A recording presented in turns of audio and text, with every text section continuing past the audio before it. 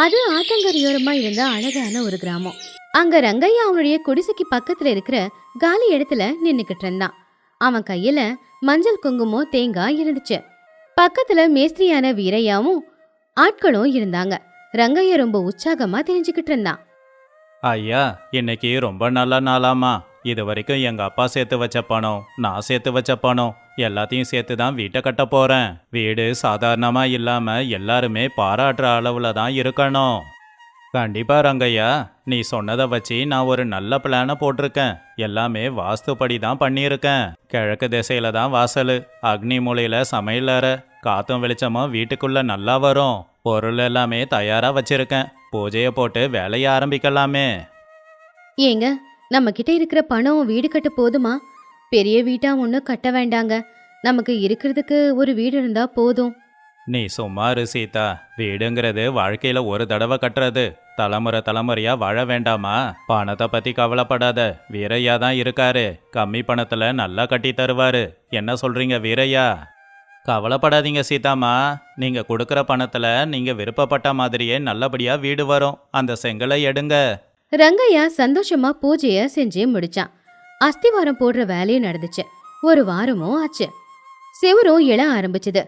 ரங்கையா தினமும் காலையில சாயந்தரம் அங்கே இருந்து வேலை எப்படி நடக்குதுன்னு பாத்துக்கிட்டு இருப்பான். ஒரு நாள் காலையில மேஸ்திரி வீரையாவும் ஆட்களும் சேர்ந்து வாசல வச்சுக்கிட்டு இருந்தாங்க. அது கிழக்கு திசையை நோக்கி இருந்துச்சு. அப்பதான் ஊர்ல எல்லாருக்கும் இலவசமா அறிவுரை சொல்ற தங்கையா அங்க வந்தான். என்னடா ரங்கையா, வீடு கட்டிக்கிட்டு இருக்கியா? பரவாயில்லையே, ரொம்ப நாளைக்கு அப்புறம் ஒரு நல்ல விஷயம் செய்யற. ஆமாங்க சித்தப்பா, எல்லாம் உங்க ஆசீர்வாதம் தான். அப்ப தங்கையா வீட்டை பார்த்து அங்க வாசல் வச்சிருக்கிறத பார்த்து இப்படி சொன்னான். அடடே, என்ன ரங்கையா இப்படி பண்ணியிருக்க? வீட்டு வாசலை கிழக்கு திசையை பார்த்து வச்சிருக்கியே. ஏன் சித்தப்பா, கிழக்கு வாசல் நல்லது தானே? எல்லாரும் அப்படி தானே வைக்கிறாங்க. எல்லாரும் வைக்கிறது வேற, நீ வைக்கிறது வேற. உன் ஜாதகத்தை பார்த்துட்டு தான் பேசுறேன். நீ விருச்சிக ராசி தானே? விருச்சிக ராசிக்காரங்களுக்கு இந்த வருஷம் கிழக்கு திசை ஒத்துக்காதாமா. கிழக்கு திசையில வாசல் வச்சா உடம்புக்கு முடியாம போயிடும். இருக்கிற பணம் செலவாயிடும். சனி உன்னோட உச்சந்தலையில உக்காரும். ஐயோயோ, உண்மையா சித்தப்பா? இப்ப என்ன பண்றது? அஸ்திவாரமும் போட்டுட்டோம், வாசக்கதவை இப்பதான் வச்சோம்.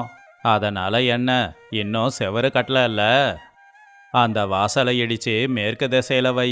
மேற்கு திசையில வாசலை வச்சினா உனக்கு ராஜ யோகம் கிடைச்சிடும். தங்கையா சொன்னது கேட்டு பாவம் ரங்கையாவுக்கு மனசு மாறிச்சு. உடனே அவன் தயக்கத்தோட வீரையா பக்கத்துல போனான். வீரையா, ஒரு நிமிஷம் அந்த வேலையை நிறுத்திட்டு வாசலை அங்கிருந்து எடுத்துடுங்களேன். என்னாச்சு ரங்கையா? இப்பதானே நாங்க வாசக்கதவை வச்சு சிமெண்ட் எல்லாம் பூசணும். இப்ப எடுத்தா நல்லதில்ல. கிழக்கு திசை நல்லது தானே? இல்ல இல்ல, கிழக்கு திசை என் ஜாதகத்துக்கு ஒத்து வராதாமா. அப்புறம் நான் ரொம்ப கஷ்டப்படுவேன்னு சொல்றாங்க. உடனே இந்த வாசலை எடுத்து மேற்கு திசையில வச்சிடுங்க. ரங்கையா, மேற்கு திசையில வாசலை வச்சா வெளிச்சமும் காத்தும் சரியா வராது. அது மட்டும் இல்ல, அங்க ஒரு பாறை இருக்கு. வழி கூட ரொம்ப கஷ்டமாயிடும். அதெல்லாம் பரவாயில்ல, எனக்கு எல்லாம் நல்லபடியா நடக்கணும்ல. அதனால நீங்க வாசலை இப்பவே மாத்தி வச்சிடுங்க. ஏங்க, மேஸ்திரி சொல்றத கேட்கலாம்ல? உங்க சித்தப்பாவுக்கு வேற வேலை வெட்டி இல்ல. அவர் பேச்ச கேட்டு தேவையில்லாம கட்டினதை ஏங்க இடிக்கணும்? வாய மூடு. ஆம்பளைங்க விஷயத்துல பொம்பளைங்க எதுக்கு மூக்கம் நுழைக்கணும்? மேஸ்திரி, இதை உடனே மாத்துங்க. வீரையா வேற வழியே இல்லாததுனால கட்டுன செவுத்த இடிச்சான். அதுக்கப்புறமா அவங்க மேற்கு திசையில இருக்கிற செவுரு ஒடிச்சு வாசல அங்க வச்சாங்க. இதனால 2 நாள் கஷ்டப்பட்டு அவங்க செஞ்ச வேலை எல்லாமே வீணா போச்சு.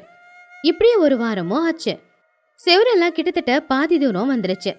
ரங்கையா வீட்டை சுத்தி பார்த்துக்கிட்டு சந்தோஷப்பட்டுக்கிட்டு இருந்தான். அப்பதான் அந்த ஊரை சேர்ந்த சுப்பையா அந்த பக்கமா வந்தான். சுப்பையாவுக்கு அவனை விட அறிவாளி யாருமே இல்ல அப்படிங்கிற நினைப்பு இருந்துச்சு. என்னடா ரங்கையா, வீடு நல்லா தான் இருக்கு. ஆனா ஆனா என்ன சுப்பையா அண்ணன், ஏதாவது குறை இருக்கா? அந்த ஜன்னலை பாரு, எவ்வளோ சின்னதா இருக்கு. தீப்பெட்டி மாதிரி தான் இருக்கு. எதுக்காக அவ்வளோ சின்னதா வச்சிருக்க? அது மேஸ்திரி வச்சது. திருடனுங்க வரக்கூடாதுன்னு அவ்வளோ சின்னதா வச்சிருக்காரு. அடே பைத்தியக்காரா, உனக்கு அவ்வளவு பயம் இருந்தா நீலாம் வீடே கட்டக்கூடாதுடா. ஜன்னலுன்னா கொஞ்சம் பெருசாதான் இருக்கணும். அப்பதான் வெளிச்சமும் காத்தும் வீட்டுக்குள்ள நல்லா வரும். நாளைக்கு உன்னோட சந்ததிங்க இந்த ஜன்னலை பார்த்து சிரிக்கிற மாதிரி ஆயிட போகுது. அப்ப உன்னை பெரிய கஞ்ச பிசுனாரின்னு சொல்லுவாங்க. அப்படின்னா இப்ப என்ன பண்றதுன்னு? என்ன பண்றதுன்னா என்ன, அந்த ஜன்னல் கிட்ட இருக்கிற செவரை இடிச்சு கொஞ்சம் ஜன்னலை பெருசா வைக்க சொல்லு. பார்க்கறதுக்கு ரொம்ப அழகாவும் இருக்கும். ஊர்ல எல்லாரும் உன் வீட்டையே பார்த்துக்கிட்டு இருப்பாங்க. ரங்கையாவுக்கு மறுபடியும் குழப்பமாச்சு. மறுபடியும் அவன் மேஸ்திரி கிட்ட போனான். மேஸ்திரி, இந்த ஜன்னல் எனக்கு பிடிக்கல, ரொம்ப சின்னதா இருக்கு. இதை எடுத்துட்டு கொஞ்சம் பெருசா வைக்கிறீங்களா? ஐயோ ரங்கா, என்ன இது, ஜன்னலெல்லாம் வச்சு மேலே வரைக்கும் செவுரு வந்துடுச்சே. இப்ப ஜன்னலை எடுக்கணும் அப்படின்னா செவரு இடிக்கணுமே. அப்புறம் மொத்த செவரும் பலவீனமாயிடும். அது மட்டும் இல்லை, எல்லாத்தையும் செஞ்சு முடிக்கிறதுக்கு செலவும் அதிகமாயிடும். செலவை பத்தி நீங்க யோசிக்காதீங்க. ஜன்னல் பெருசா இருந்தா காத்தும் வெளிச்சமும் வருமா, சுப்பையா அண்ணா சொன்னாரு. நீங்க யோசிக்காம இப்பவே செஞ்சிடுங்க. ஏங்க, ஏற்கனவே வாசலை மாத்தி வச்சிட்டோம். இப்போ மறுபடியும் இதெல்லாம் பண்ணணும்னா ஏற்கனவே இருக்கிற பணத்துல பாதி செலவா போச்சு. எல்லாமே வீணா போயிடாதா? உனக்கு தெரியாது, நீ சும்மாரு சீதா. நாளைக்கு வேலை முடிஞ்சதும் நீ ஏன் பாராட்டுவ. மேஸ்திரி, ஆரம்பிச்சிடுங்க. எவ்வளவும் சொன்னாலும் கேட்காம ரங்கையா அடம் பிடிச்சதுனால வீரையாவும் வேற வழி இல்லாம இத்தனை நாள் கஷ்டப்பட்டு கட்டியிருந்த அந்த சுவரை இடிச்சு தள்ளனா. செங்கல் எல்லாமே வீணா போச்சு. கூலிங்களுக்கு 2 வேலையா ஆச்சு. இன்னொரு வாரம் போச்சு. வீடு ஏதோ ஒரு உருவத்துக்கு வந்து சேர்ந்துச்சு. ஆனா 2 தடவை இடிச்சு கட்டினதுனால செவுரு அங்கங்க ஏதோ கோணல் மாணலா இருந்துச்சு. இப்போ தளம் போடுறதுக்கு வேலைகள் நடந்துகிட்டு இருந்துச்சு. அப்பதான் அந்த ஊரை சேர்ந்த ஒரு வயசான தாத்தா அங்க வந்தாரு. ரங்கையா, வீடு ரொம்ப நல்லா தான் இருக்கு. ஆனா இந்த சமையல் அறைய இங்க ஏன் வச்ச? அது அக்னி மூலையாம் தாத்தா. வாஸ்துபடி சமையலறை அங்கதான் இருக்கணுமா? அக்னி மூலை சரிதான். ஆனா அதுக்கு பக்கத்துல தானே நீ கிணறு தோண்டி வச்சிருக்க. நெருப்பும் தண்ணியும் பக்கத்து பக்கத்துல இருக்கிறது சரியா இருக்காது. உன் வீட்டில் இருக்கிற பொம்பளைங்களுக்கு உடம்பு முடியாம போயிடும். நீ இப்பவே இந்த சமையலறைய ஈசானிய மூலைக்கு மாத்திடு. ஈசானிய மூலையா? அங்க பூஜை ரூம் எல்லாம் வச்சிருக்கேன். எது எங்க இருக்கணுமோ அது அங்க இருக்கணும். அதுலயும் சமையலறைய தப்பா வச்சிட்டா அந்த வீடு நரகமாயிடும். என்னோட வயசுக்கு நான் எவ்வளவு வீடுங்களை பார்த்துருப்பேன். இப்பவே சமையலறைய இடிச்சு ஈசானிய மூலைக்கு மாத்திடு. நான் நல்லதை தான் சொல்றேன். பெரியவங்க சொன்னா கேட்டுக்கப்பா. ரங்கையா மறுபடியும் பயந்தான். சொன்னவரு ஊருக்கு பெரிய மனுஷன், வயசானவரு, நிச்சயமே ஏதாவது காரணம் இருக்கும் அப்படின்னு நம்பினான். மேஸ்திரி, ஒரு பெரிய பிரச்சனை.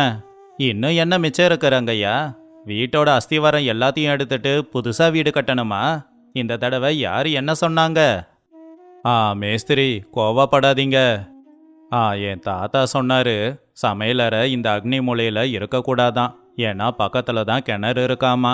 அதனால சமையலறைய அந்த ஈசானிய மூலைக்கு மாத்தி வைக்க சொன்னாரு. இங்க பாரு ரங்கையா, பைத்தியம் மாதிரி பேசாத. சமையலறைய கட்டி மாடி வரைக்கும் செவரு வந்தாச்சு. இப்ப அதை இடிச்சா அதுக்கப்புறம் மொத்த வீடும் இடிஞ்சு போயிடும். முட்டாள்தனமா என்ன வேலை செய்ய சொல்லாத. இங்க பாருங்க மேஸ்திரி, நான் தான் பணம் கொடுக்கறேன்ல. நீங்க செய்ய முடியாதுன்னு சொன்னா நான் வேற மேஸ்திரியை கூட்டிக்கிட்டு வந்துக்கிறேன். எனக்கு என்ன, பணத்தை நீ கொடுக்க போற. எனக்கு எந்த பிரச்சனையும் இல்லை. செவரை இடிங்கடா. மறுபடியும் செவரை இடிச்சாங்க. இப்ப வீடு வீடு மாதிரி இல்ல, ஏதோ பாழடைஞ்ச ஒரு வீடு மாதிரி தான் இருந்துச்சு. சீதா எப்பவுமே அழுதுகிட்டே இருந்தாங்க. இப்படி ஒரு வாரமும் போச்சு. ரங்கையா கிட்ட இருந்த பணம் எல்லாமே தீர்ந்து போச்சு. கூலி ஆட்களுக்கு கொடுக்க கூட அவங்க கிட்ட ₹1 இல்ல. இப்ப வீடு கிட்டத்தட்ட இடிஞ்ச ஒரு நிலைமையில தான் இருந்துச்சு. அதுக்கு ஜன்னலும் இல்ல, கதவும் இல்ல. அதுக்கு மேல மேல தளமும் போடல. சீதா, கையில இருந்த பணம் தீந்து போச்சு. மேஸ்திரி நாளையில இருந்து வரமாட்டேன்னு சொல்லிட்டாரு. வீடு இன்னும் முழுசா கட்டி முடிக்கல. என்ன பண்றது? நான் தான் அப்பவே சொன்னலங்க, எல்லார் பேச்சு கேட்காதீங்கன்னு. ஜன்னலை பெருசாக்கணும்னு சொன்னீங்க, சமையலறைய மாத்துனீங்க, வாசலையும் மாத்தி வச்சீங்க. இப்ப கட்டின வீடும் இல்ல, கையில பணமும் இல்ல. கொஞ்ச நேரத்துல ஆகாயத்துல இருக்கிற மேகங்கள் எல்லாம் கருக்க ஆரம்பிச்சு பெரிய இடிமின்னல் சத்தத்தோட மழை பெய்ய ஆரம்பிச்சுது. தளம் போடலங்கிறதுனால தண்ணி எல்லாமே நேரா செவுத்துல தான் பட்டுச்சு. அடிச்ச சுண்ணாம்பு காயல. செவரும் இடிச்சு இடிச்சு கட்டினதுனால வீடு இப்ப பலமாவும் இல்ல. ரங்கையா, மழை பலமா பெய்யுது. செவரெல்லாம் இன்னும் தயாராகல. வீட்டை இடிச்சு இடிச்சு கட்டினதால அஸ்திவாரமும் பலமா இல்ல. என்ன நடக்குமோன்னு பயமா இருக்கு. எல்லாரும் பாத்துக்கிட்டு இருக்கும் போதே மேற்கு திசையில வச்சிருந்த அந்த வாசல் அப்படியே விழுந்துருச்சு. அதுக்கு பின்னாடி வச்சிருந்த அந்த ஜன்னல் செவரும் கூட இடிஞ்சு விழுந்துருச்சு. பாதி கட்டணை பாதி கட்டாம இருந்த சமையல் அறையும் விழுந்துருச்சு. ஐயோ, என் வீடு, என் கனவு வீடு கண்ணுக்கு முன்னாடியே இடிஞ்சு விழுதே, என்ன பண்றது? மழை விடாம பெஞ்சுக்கிட்டே இருந்ததுனால சிமெண்ட் மணல் எல்லாமே கரைஞ்சு போயிடுச்சு. இப்ப வீடு வீடா இல்ல. ரங்கையா மழையில நனைஞ்சுக்கிட்டே வீட்டை பார்த்து வருத்தப்பட்டுக்கிட்டு இருந்தான். அடுத்த நாள் காலையில மழை விட்டுடுச்சு. இப்ப ரங்கையாவோட வீடு வீடு மாதிரியே இல்ல. அப்ப யாரெல்லாம் அறிவுரை சொன்னாங்களோ அவங்க எல்லாருமே அங்க வந்தாங்க.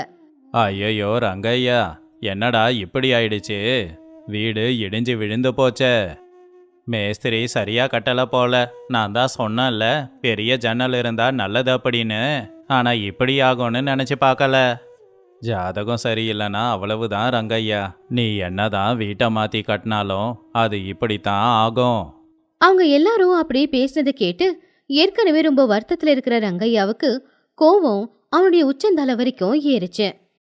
வாய மூடுங்க, எல்லாரும் பேச்ச நிறுத்துங்க. வீடு இடிஞ்சு விழுந்ததுக்கு காரணம் மேஸ்திரி இல்ல, என் ஜாதகமும் இல்ல. நீங்க சொன்னதெல்லாம் நான் கேட்டனே, அதுதான் காரணம். என்ன ரங்கையா மரியாதை இல்லாம பேசுற? நாங்க உன் நல்லதுக்கு தானே சொன்னோம். நல்லதுக்கா? கெட்டதுக்கு சொன்னீங்க. நீ ஜன்னலை மாத்த சொன்ன, ஜன்னலை மாத்தன. நீ கதவை மாத்த சொன்ன, கதவை மாத்தன. கடைசியில நீ சமையல் அறைய மாத்த சொன்ன, செவரை இடிச்சேன். இப்போ மொத்தமா எதுவும் இல்லாம நின்னுக்கிட்டு இருக்கேன். மற்றவங்க எல்லாரும் சொல்றத கேட்டுக்கிட்டு இருந்தா கடைசியில நம்ம நிலைமை எப்படி ஆகும்னு இப்ப நான் புரிஞ்சுக்கிட்டேன்.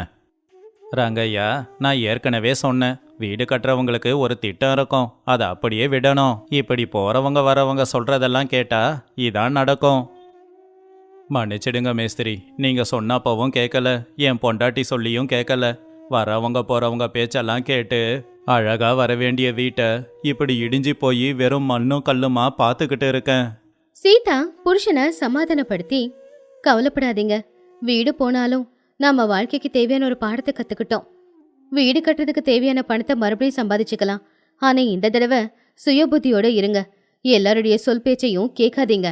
உண்மைதான் சீதா, பாதி இடிஞ்சு போயிருக்கிற இந்த வீடு எனக்கு பாடத்தை கத்து கொடுத்துருக்கு. மற்றவங்க சொல்றத கேட்கலாம், ஆனா கடைசி முடிவை நாம தான் எடுக்கணும். இல்லைன்னா இந்த வீடு மாதிரி தான் வாழ்க்கையும் ஆகிடும். யாரெல்லாம் வந்து அவங்களுக்கு அறிவுரைய சொன்னாங்களோ அவங்க எல்லாரும் தலை குனிச்சுட்டு அங்கிருந்து போயிட்டாங்க. ரங்கையா சீதா 2 பேரும் மறுபடியும் வீடு கட்டுறதுக்கான ஏற்பாடுகளை பண்ணணும்னு நினைச்சாங்க. இந்த கதையில இருக்கிற நீதி என்னன்னா, நாம ஒரு வேலை செய்யும் போது அது நம்மளுடைய சுய புத்தியோட நாம செய்யணும். மத்தவங்க வந்து சொல்றாங்கன்றதுக்காக நாம செய்யணும்னு நினைச்சதை மாத்தி அவங்க விருப்பத்துக்கு ஏத்தாப்புல நாம செய்யக்கூடாது. அப்படி செஞ்சா நமக்கானது நமக்கு இருக்காது. நமக்கு அறிவுரையை கொடுத்தவங்க நமக்காக நிக்கவும் மாட்டாங்க. Check out these awesome videos and don't forget to subscribe. See you next time.